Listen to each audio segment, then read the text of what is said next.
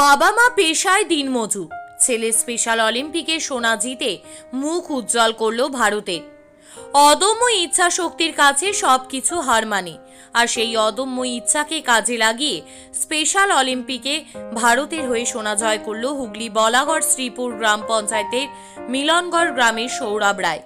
সৌরভ জন্ম থেকেই একজন বিশেষ চাহিদা সম্পন্ন বালক।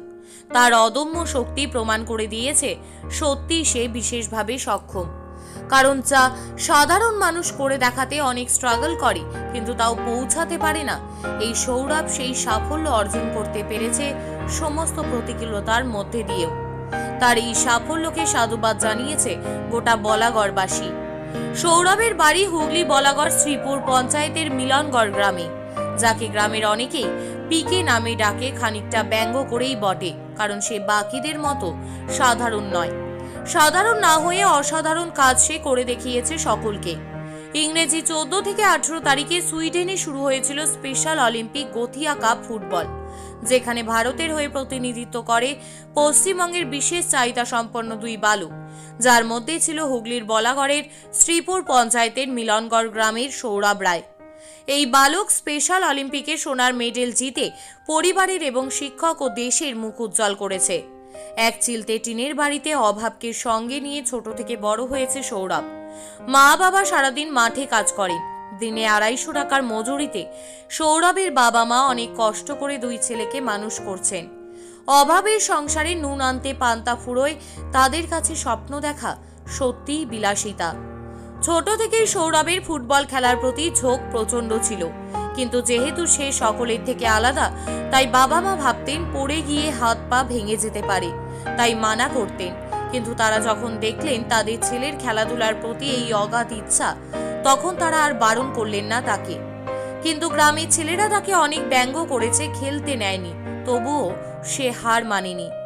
তার দুই অনুশীলনের কোচ কল্যাণ মিত্র ও লক্ষণ কীর্তনিয়া এবং অচিন্ত দত্তের চেষ্টায় সঠিক ট্রেনিং নিয়ে বিদেশে সুইজারল্যান্ড গিয়ে সোনার মেডেল জিতে বাবা মায়ের মুখ উজ্জ্বল করল সৌরভ। সৌরভের ইচ্ছা সে নিজের পায়ে দাঁড়িয়ে নিজের পরিচয় তৈরি করবে, যাতে তার মাকে খুশি করতে পারে, এবং তার বাবা প্রত্যেক দিন মাঠে কাজ করে সেই কষ্ট থেকে তার পরিবারকে উদ্ধার করতে চায় এই বালক। সৌরভ প্রথমে ন্যাশনাল লেভেলে বাংলার নাম উজ্জ্বল করে, তারপরই চলে যান বিদেশে দেশের নাম উজ্জ্বল করতে। বুদ্ধিজীবী প্রতিবন্ধী ক্রীড়াবিদদের জন্য বিশেষ অলিম্পিক গথিয়া কাপ ফুটবল টুর্নামেন্ট সুইডেনে আয়োজিত হয় এবং এই টুর্নামেন্টটি 14 থেকে 18 জুলাই হয়েছিল। দলগুলি 7A সাইড ফুটবল খেলে এবং গেমগুলি অফিসিয়াল স্পেশাল অলিম্পিকের নিয়ম অনুসরণ করে। উক্ত টুর্নামেন্টে এসো ভারত দলের প্রতিনিধিত্ব করার জন্য পশ্চিমবঙ্গ থেকে 2 জন বিশেষ ক্রীড়াবিদকে নির্বাচিত করা হয়েছিল। এই দুজনের মধ্যেই একজন হলেন সৌরভ রায় এবং এমডি তৌফিক খান। অনেক স্বপ্ন সৌরভ এবং তার পরিবারের সাথে, তার পাশে থাকা শিক্ষক এবং কোচদের। সকলেই সৌরভের পাশে দাঁড়াতে চায় এবং সকলেই সরকারের থেকে এর উপযুক্ত সাহায্য আশা করে, কারণ সকলেই জানেন সঠিক সাহায্য পেলে সৌরভ সকলের মুখ উজ্জ্বল করবে এবং দেশের মানুষকে গর্বিত করবে। ছেলে শোনা যেতেছে, খুবই ভালো লাগছে স্যার, কিন্তু ভবিষ্যতে ওর জন্য একটা কিছু হতে পারে এটাই আমার আগ্রহ, কারণ আমি খুব কষ্ট করে মানুষ করতে আছি। আমি দিন রাত্রি 24 ঘন্টা মাঠে খাটছি, সবাই জানে, সবাই দেখে, কিন্তু ছেলে দুটো খুব মানুষ করার জন্য খুব আমার গর্ব।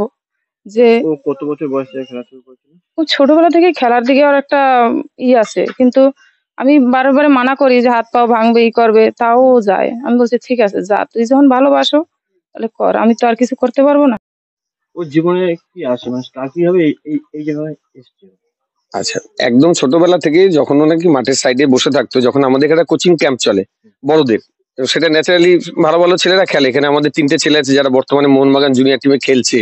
ও তাদের সঙ্গে খেলার ইচ্ছে প্রকাশ করতো, কিন্তু সবাই হাসাহাসি করতো ওকে নিয়ে, যে না ও কি খেলবে, পিকে, ওকে সবাই ডাকে পিকে বলে, তাই নিয়ে একটু হাসাহাসি। ওর ভালো নাম সৌরভ। হ্যাঁ, কিন্তু এটা অনেকেই পছন্দ করতো না খেলাটা, কিন্তু ও কিন্তু অদম্য ওর ইচ্ছা যে ও ফুটবল খেলে ভালো একটা কিছু করবে। তখন এখানে মাঠে প্র্যাকটিস করতো আমাদের লক্ষণ কীর্তনিয়া বলে একটি ছেলে আছে, কল্যাণ স্যার আমাদের, যিনি প্র্যাকটিস করেন, উনি ইস্ট বেঙ্গলেরও কোচ ছিলেন এক সময়, আগের বারও আই লিগে কোচিং করিয়েছেন। ওনার হাত ধরে ছেলেরা গেছে সেখানে। অচিন্তদা আমাদের এই ছেলেদের দেখভাল করে, যেহেতু ও একটু পিছিয়ে পড়া ছেলে। এখন তো আর আমরা সেইভাবে কাউকে হ্যান্ডিক্যাপ্ট আমরা বলি না, আমরা ওদের বলি একটু পিছিয়ে পড়া, কিন্তু ওরা কিন্তু এগিয়ে গেছে অনেকটা। আর ওর মধ্যে প্রচন্ড একটা ইচ্ছা যে ও ফুটবল খেলে বড় হবে, এবং যার জন্য এই মাঠে যখন গোলকিপার পাওয়া যেত ওকে সবাই জোর করে গোলকিপার দাঁড় করে দিত, যেহেতু গোলকিপারের লোক পাওয়া যায় না। এবং আজকে কিন্তু আমাদের একটি ছেলে মোহনবাগানেও খেলে গোলকিপার, বর্তমানে মোহনবাগান ফার্স্ট টিমেই খেলছে এবং জুনিয়র বেসিসে ইন্ডিয়া টিমেও খেলছে। সেখানে সৌরভ কিন্তু ফুটবল নিয়ে এতটা এগোবে আমরাও ভাবিনি। স্যার আপনার স্কুল থেকে এই সৌরভ অলিম্পিকে শোনা যাচ্ছে, কি বলবেন এটা কিভাবে হলো? হ্যাঁ, আমরা স্পেশাল অলিম্পিকের যেটা রাস্তা ওয়েলফেয়ার সোসাইটি থেকে আমরা প্রথমে এই গথিয়া ওয়ার্ল্ড কাপের জন্য একটা প্রিলিমিনারি ক্যাম্প হয়েছিল, যেখানে সমস্ত দেশের 150 জন গিয়েছিল। কোথায় হয়েছিল এটা? এটা হয়েছিল গোয়ালিয়রে অটল বিহারী বাজপেয়ী স্টেডিয়ামে। আমাদের এখান থেকে বাংলা টিমে আমি কোচ হিসেবে গেছিলাম, এর সাথে আমার স্কুল থেকে রিজু হালদার যে পাশে দাঁড়িয়ে আছে এবং সৌরভ রায়, এই দুজন গেছিল। এছাড়া পশ্চিমবঙ্গ থেকে আরো 3 জন গেছিল, তৌসিফ আহমেদ, নাসিফ এবং ঘোষ। এদের মধ্যে থেকে যে চূড়ান্ত 25 জনের সিলেকশন হয়, সেখানে বাংলা প্রথমে আমরা দিল্লিকে হারাই, তারপরে উড়িষ্যাকে হারাই এবং গুজরাটকে হারাই, আর কেরালার সাথে আমরা হেরে গিয়ে রানার্স আপ হই। সেখান থেকে ওরা গোলকিপার হিসেবে সৌরভ রায়, যারা আমাদের প্রতিনিয়ত যে স্পেশাল অলিম্পিকের আমরা প্রতিদিন যে বাচ্চাদের নিয়ে খেলাই, এর আগে অর্পণ বাড়ি 2015 সালে লস এঞ্জেলসে স্পেশাল অলিম্পিকে চান্স পেয়েছিল, ওয়ার্ল্ড গেমসে 2019 সালে আবুধাবিতে সুলতা শিকদার এবং তুষার মিত্র, এরা দুজন এখান থেকে চান্স পেয়েছিল।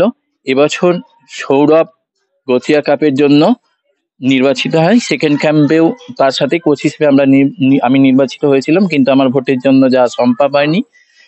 আমাদের যে ওভারঅল মোটোটা থাকে এই স্পেশালি এবেল পার্সনদের মধ্যে অন্য গুণগুলো যেগুলো আছে সেগুলো পরিস্ফুট তুলে তোলা, আর সেই উদ্দেশ্যেই আমরা প্রতিনিয়ত এদের বিভিন্ন বিষয়ে সাঁতার, ফুটবল, সুইমিং, সাইকেলিং, যোগা আছেন, নাচ, সমস্ত বিষয়ে নিয়মিত কোচিং করা থাকে। কিন্তু আমাদের এটা আজকে সৌরভ গেছে বলে আমরা খুবই আনন্দিত, এবং আমাদের প্রত্যেকের লক্ষ্য থাকবে যে আমরা ভবিষ্যতেও যেন এই ধরনের বাচ্চাদের আরো এগিয়ে নিয়ে যেতে পারি।